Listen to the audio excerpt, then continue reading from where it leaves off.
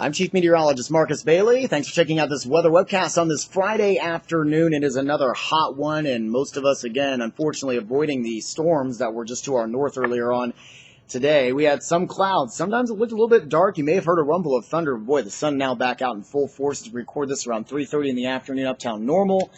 Looking mainly clear. Same thing on our Farmers Insurance cam in Peoria. Pontiac also looking quite clear and, again, quite hot as well. I did want to give a quick heat update before we talk about the possibility of maybe some rain chances as we head over the next couple of days. The heat advisory that was in effect, and if you're following along on Facebook and Twitter, we've already updated this.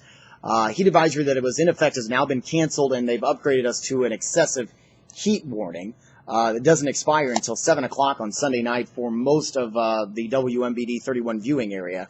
That just is meaning we are going to be talking about, again, dangerous heat through the extended period, through Saturday and Sunday, forecasting highs in the mid-90s, heat indices between 105 and 110. So, again, here comes the weekend. We're getting close to the holiday.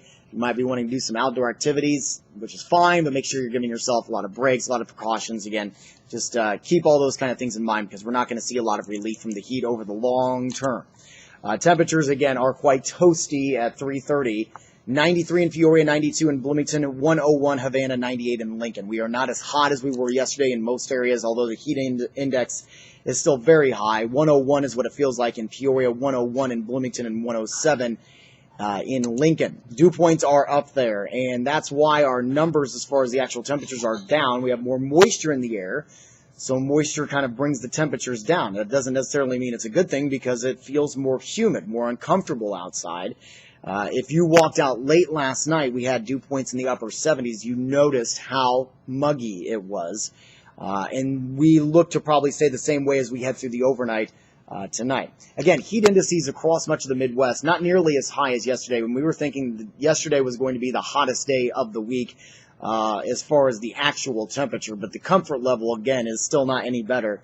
Even though the temperatures are down a little bit, it is still very oppressive out there.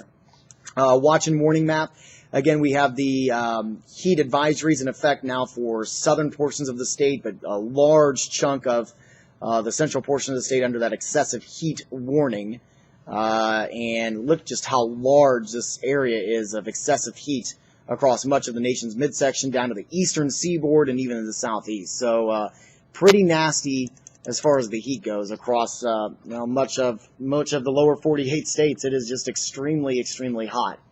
All right, we're going to flip back over to Xvision here.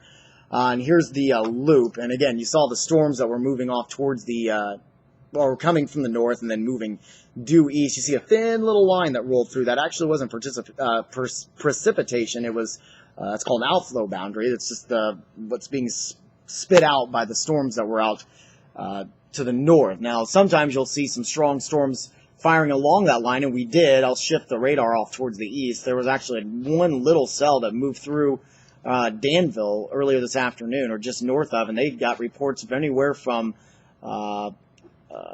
quarter-size hail up to as large as ping-pong ball-size hail. So pretty strong storm now. All of that's moving over towards the east, and some pretty nasty storms now into Indiana. I think we remain fairly quiet as we head through the next several hours, although we may see a rain chance coming up in a little bit tonight. Radar showing some storms out into Iowa.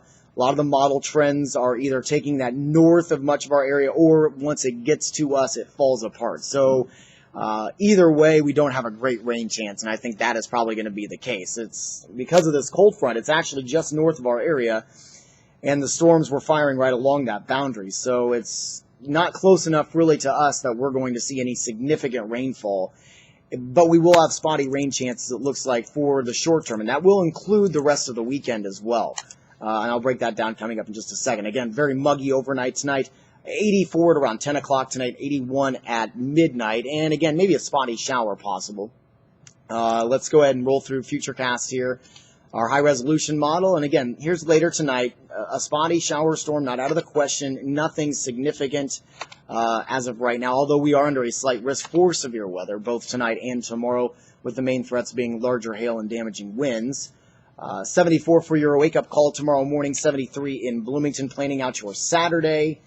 back to the mid-90s. And again, it will be oppressively hot across much of the area. 95, 96 range pretty much area-wide, and the heat index value probably surpassing 100 as we head into the height of the afternoon. Back to Futurecast as we head through the day tomorrow. Any significant storms we see would probably happen in the morning hours, although we could see a few spotty flare-ups as we head into Saturday afternoon and into Saturday evening. We will also have some scattered rain chances on Sunday and Monday as well. Again, they will be few and far between. So we desperately need the rain, and the rain certainly would help cool things off, at least briefly. Just does not look like it's going to be in the cards for most of us as we head through the weekend. The oppressive heat will be around to stay, it looks like, for much of next week as well. In fact, I have us in the mid-90s through the holiday, which is on Wednesday, July 4th. Mid-90s Thursday, low 90s Friday, and low 90s to start off the next weekend. So it looks like this will be a prolonged heat event across much of the region. That'll do it for this weather webcast on this Friday afternoon. We'll have updates on our blog, also on Facebook, Twitter, and Google+. And if you're local to us, we invite you to join us for WMBD 31 News at 4, 5, 6, and 10.